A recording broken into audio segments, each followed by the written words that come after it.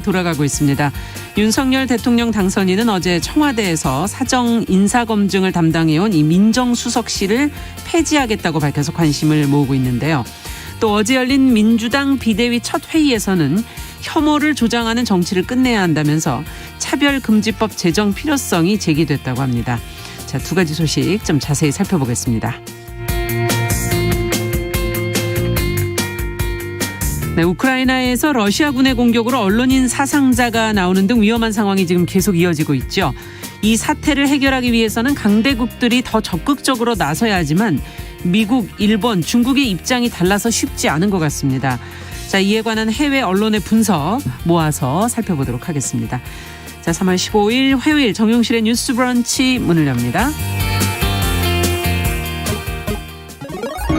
Ladies and gentlemen. 새로운 시각으로 세상을 봅니다. 정용실의 뉴스 브런치 뉴스픽. 네, 정용실의 뉴스 브런치 언제나 청취자 여러분들과 함께하고 있습니다. 오늘도 첫 코너 뉴스픽으로 시작을 하겠습니다. 화요일과 목요일이 두 분과 함께하고 있죠. 조성실 정치하는 엄마들 전 대표 안녕하세요. 네, 반갑습니다. 반갑습니다. 자, 신보라 국민의힘 전 의원 오늘은 사정이 있으셔서 전화로 연결해 봅니다. 안녕하세요. 네, 안녕하세요. 네. 자, 오늘 첫 번째 소식 뉴스는 이 최근 혐오와 갈등으로 얼룩진 이 대선 국면을 지나면서 이걸 좀 해결하자 하는 목소리가 지금 나오고 있는데 그 방안으로 차별금지법 제정이 지금 거론이 되고 있습니다. 민주당에서 관련 이야기가 지금 나오고 있다고 하는데 시민단체 기자회견도 있었고요. 어떤 내용인지 조성실 대표께 먼저 좀 정리를 부탁드립니다. 네, 선거 직후 비상대책위 체제로 전환된 더불어민주당의 첫 비대위 회의가 열렸습니다. 네. 이에 이번 대선에서 청년위원장으로 활동했던 권지웅 비대위원의 발언이 좀 주목을 받고 있는데요. 민주당이 평등법 제정 논의를 본격화해야 한다.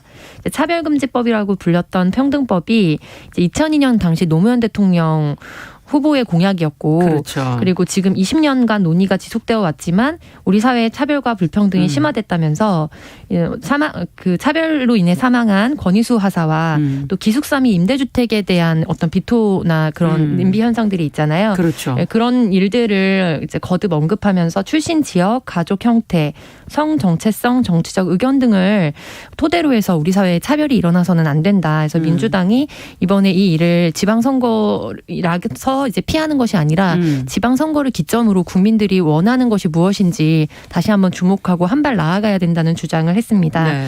이에 당내에서 평등 및 차별금지법을 대표 발의한 바 있는 권인숙 의원이 적극적인 환영 의사를 밝혔고요. 민주당 내에서는 오선 의원인 이상민 의원도 평등법이라는 이름으로 유사한 법안을 발의한 바 있고 정의당의 장혜연 의원 역시 차별금지법을 그렇죠. 이제 제정안으로 제출한 바 있는데 현재 관련 법안들이 10명, 20명 이상의 의원 동의로 이제 발의는 되어 있지만 사실상 실질적인 논의가 시작되지 못하고 있거든요. 그래서 차별금지와 관련된 이제 차별 철폐 연대 등이 있습니다. 그래서 관련 시민단체 등에서는 작년에 이제 도보를 국토를 횡단한다든지 국회 앞에서 이제 천막 농성을 한다든지 여러 방식으로 이제 캠페인을 진행해 왔는데 3월 중순까지는 평등 한 끼라는 이름으로 단식 릴레이 기도를 하기도 하고 또 염원을 담기도 하고 해시태그를 달기도 하고 거군요. 네, 그런 방식으로 이번 문재인 정부 마지막까지 차별금지법에 대한 지속적인 관심과 또 진전이 있기를 바라면서 활동을 지속해 나가고 있습니다. 네. 자, 이게 다시 이제 또 비대위에서 이제 이걸 중심 사안으로 지금 올리게 된 건데 차별금지법 저희가 좀 사실 방송에서 많이 다룬 주제이기도 한데요. 필요성에 대한 언급은 저희가 많이 다뤄서 오늘은 자, 그러면 지금 이 시점이 추진하기에 어떤가 또 실현 가능성이 있는가 이것에 대해서 두 분의 의견을 좀 듣고 싶습니다. 신보라 의원께서는 어떻게 보십니까? 네.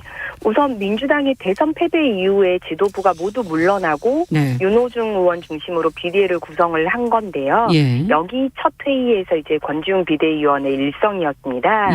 그런데 그 일성에도 불구하고 논의의 흐름으로 가기에는 현재 상황이 입법 논의보다는 대선 패배 이후에 민주당 내 정비가 더 시급한 과제가 될 것으로 보입니다. 네. 우선 유례 없는 5년 만에 정권 교체에 따른 패배 원인 분석이 먼저일 것 같고요. 또 현재 비대위 구성에 대해서도 잡음이 있습니다. 왜냐하면 윤호중 의원이 대선 기간에 원내대표였기 때문에 지도부 일원인데 지도부 일원이 비대위 수장이 돼서 당의 혁신을 이끄는 그렇죠. 게 적절하느냐 예. 이러한 지적이 지금 또 있기 때문에 힘을 받기 좀 어려운 구조가 있고요. 예. 그다음에 이제 당의 혁신 방향을 그렇다면 이제 어떻게 설정할 가져갈 것이냐. 네. 이런 의제가 주요한 논의 지점이 될 거기 때문에 네. 논란이 있는 입법 추진을 현재로서 하기가 좀 어려움이 있어 보입니다. 네. 또한 그 당 내에서도 민주당 내에서도 그리고 당시 이재명 후보도 이 차별금지법에 대해서는 무조건 예스라고 하는 사안은 아니에요. 예. 이재명 후보 같은 경우도 그 일방통행식 처리는 바람직하지는 않다고 생각한다라고 하는 답변을 한 적이 있습니다. 그게 대선 기간에서 그 한국교회 총연합 등을 만난 자리에서 네. 이 이재명 후보가 답변을 한 건데요. 차별금지법과 관련해서 현실에서 잘못 작동될 경우와 해외에서 왜곡된 사례들이 실제로 존재하다 보니까 우려가 크신 것 같다. 네. 충분한 논의와 국민적 합의가 있어야 된다는 의견에 적극적으로 동감한다 이렇게 발언을 했습니다. 예. 그래서 민주당이 다수 의석을 점유한 상황이기 때문에 실은 마음만 먹으면 입법 강행은 가능하지만 네. 이제 차별금지법을 입법 강행하는 핵심 의제로는 두지 않을 가능성이 크다. 현실적으로는 좀 어려움이 있다. 이렇게 좀 보시는 거. 윤호중 비대위원장도 그런 그 권지웅 비대위원의 발언에 별다른 코멘트가 없었어요.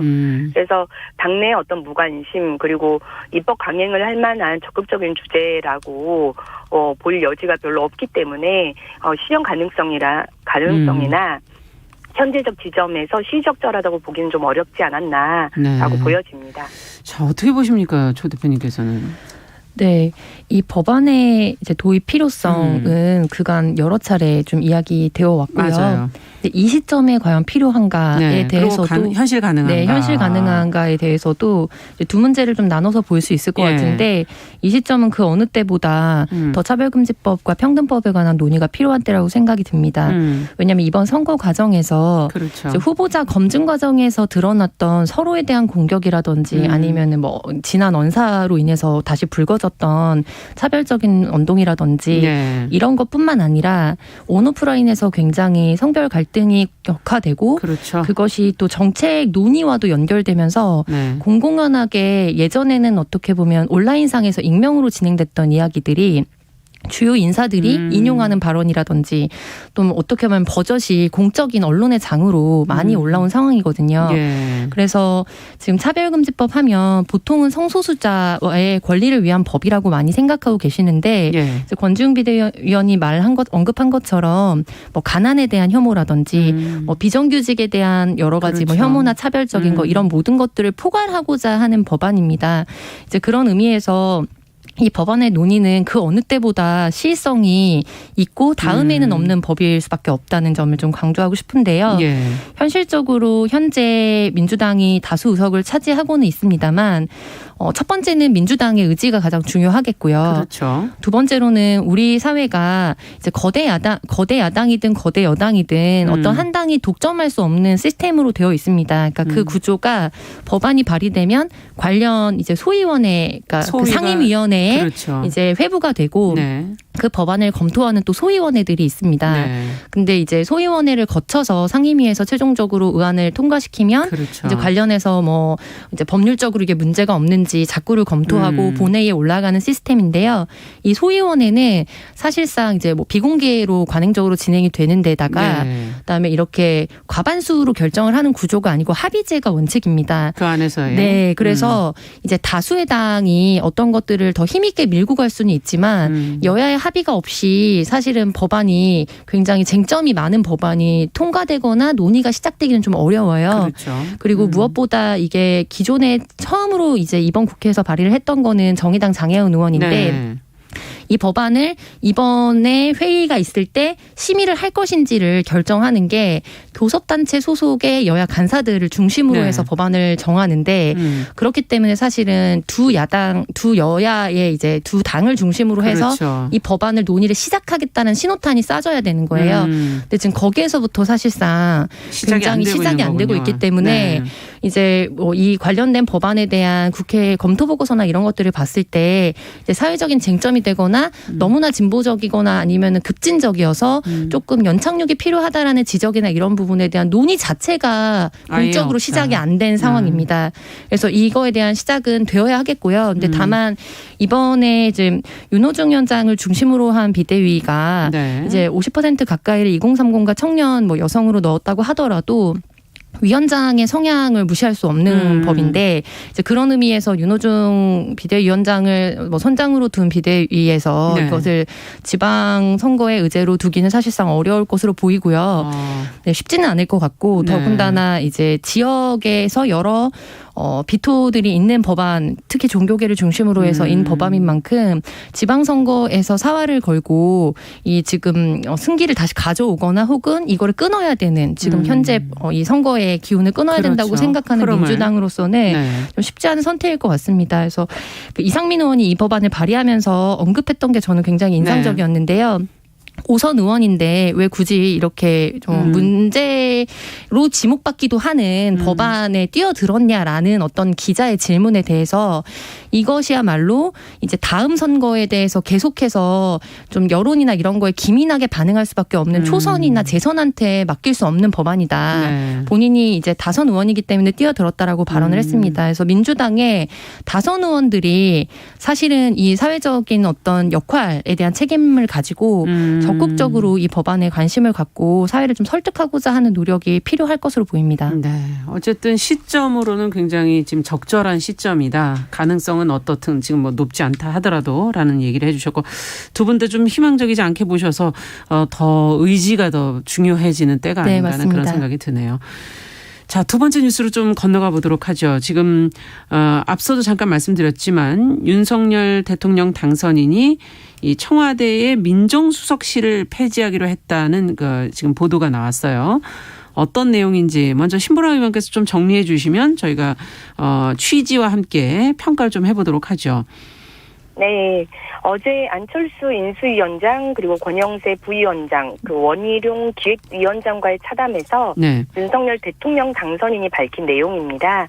이는 김은혜 대변인을 통해 서면 브리핑으로 발표가 됐는데요. 앞으로 대통령실 업무에서 사정, 정보조사 기능을 철저히 배제하고 민정수석실을 배제하겠다는 것입니다. 이는 제왕적 대통령제 폐해를 청산하기 위한 윤석열 당선인의 정부 혁신 과제 중 하나입니다. 윤 당선인은 과거 사정기관을 장악한 민정수석실이 합법을 가정해 정적이나 정치적 반대 세력을 통제하는 경우가 비일비재했고 세평 검증을 위장해 국민 신상털기와 뒷조사를 벌여왔는데 이런 잔재를 청산하겠다고 말했습니다. 그리고 윤 당선인은 자신이 지향하는 대통령실은 사정 기능을 없애고 오로지 국민을 받들어 일하는 유능한 정부로 정책 어젠다를 발굴하고 조정 관리하는 데만 힘쓸 것이라고 밝혔는데요. 이에 따라서 청와대 특별감찰관을 정상 가동하는 방안도 추진될 전망입니다. 특별감찰관제는 대통령의 배우자와 사촌인의 친인척, 청와대 수석비서관 이상의 고위공무원 등에 대한 비리를 막기 2014년 도입이 됐는데요. 폐지되는 민정수석실 기능을 일정 수준 대신하게 될 것으로 보입니다.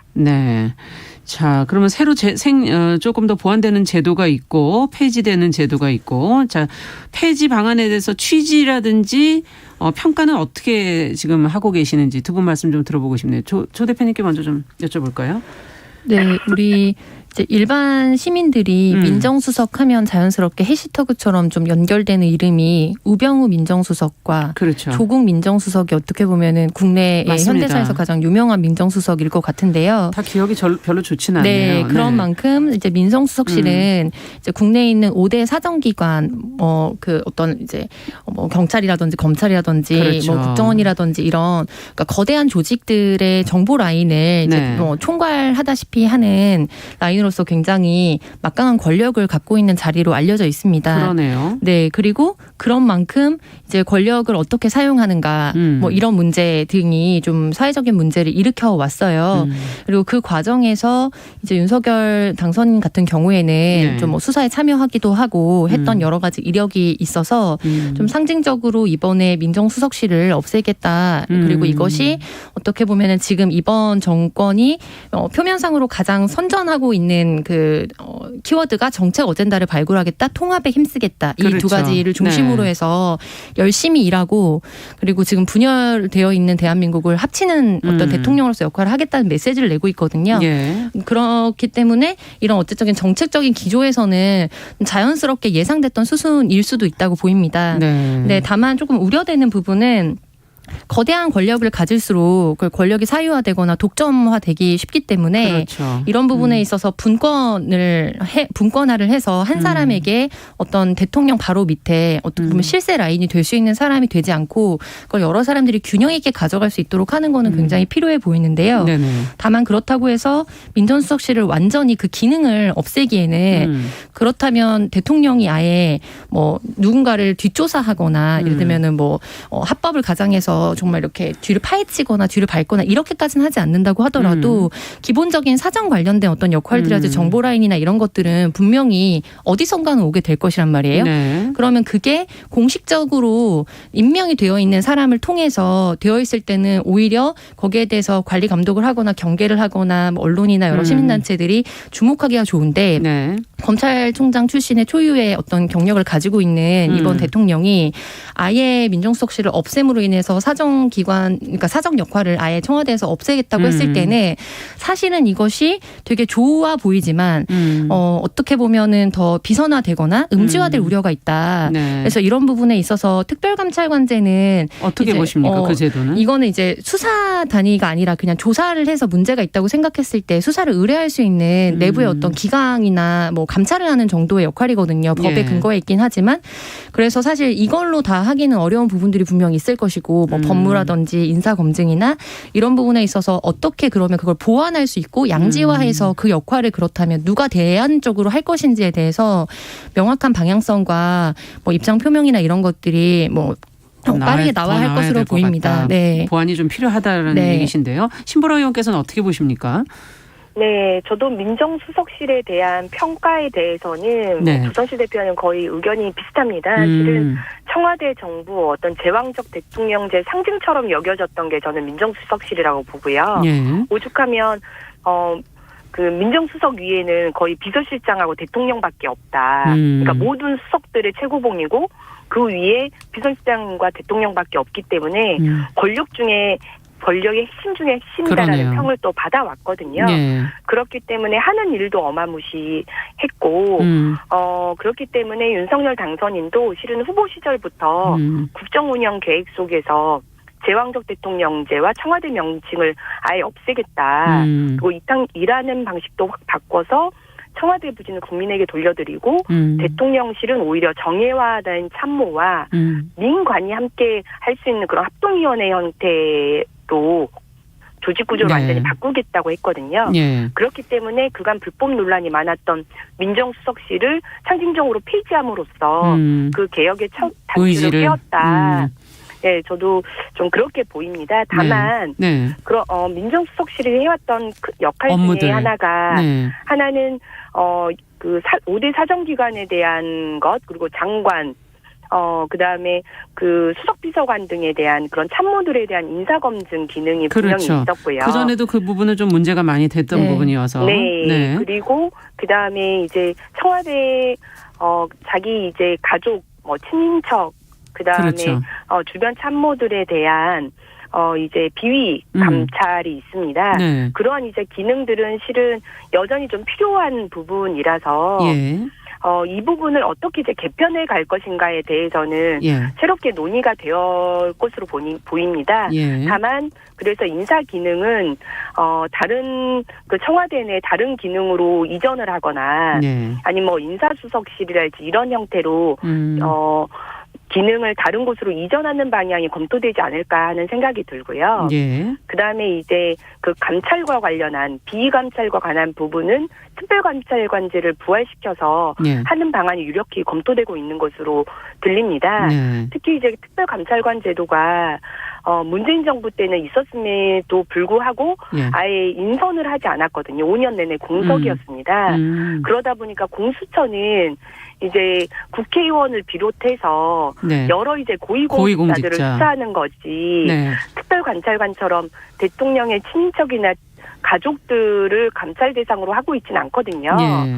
그렇기 때문에 이게 기능의 차이가 분명히 존재하기 때문에 특별감찰관제가 그러한 부활을 통해서 그 대통령의 친인척과 가족 비리를 엄단하겠다는 그런 것도 네. 실현할 수 있는 대안이 되지 않을까라는 생각이 듭니다. 네, 기능 이전이라든지 아무래도 대안을 마련할 것이다라는 얘기를 해주셨어요. 네. 끝으로 조성시 대표께서 간단하게 말씀해 주신다면. 네, 가족 리스크가 어떻게 보면 가장 큰 문제로 대두됐던 당선인이었던 만큼 이제 특별감찰관제를 비롯해서 이제 주변 측근들에 대한 어떤 비위나 이런 거에 대한 계속적인 뭐 감시나 감독들은 좀 있어야 할 것으로 그렇죠. 보이고요. 네. 다만 이번 대선에서 윤 당선인이 당선될 경우에 검찰공화국이 될 우려가 크다. 이것이 어떻게 보면 반대 진영이 또 어떤 슬로건이기도 했거든요. 네. 그래서 그런 우려의 여지를 남기는 어떤 정책들을 준비되지 않은 상태에서 어떤 키워드 중심으로 내놓는 거는 오히려 지금 국론이 굉장히 또 분열될 수 있는 여지가 있기 때문에 좀 종합적인 청사진을 통해서 좀 긍정적인 미래를 볼 수 있으면 좋겠습니다. 그래야 되겠네요. 예. 자, 뉴스픽 신보라 국민의힘 전 의원 조성실 정치하는 엄마들 전 대표 두 분과 함께했습니다. 말씀 잘 들었습니다. 감사합니다. 네, 감사합니다. 네, 정용실의 뉴스 브런치 1부 마치고 저는 잠시 후에 돌아오겠습니다.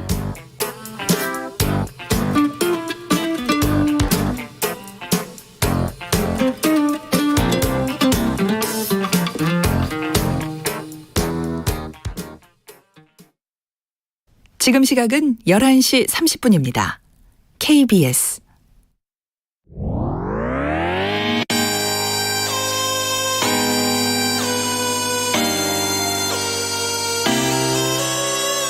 어떤 사람들은 삼루에서 태어났으면서 자신이 삼루타를 친 것처럼 생각하며 살아간다라는 말이 있어요.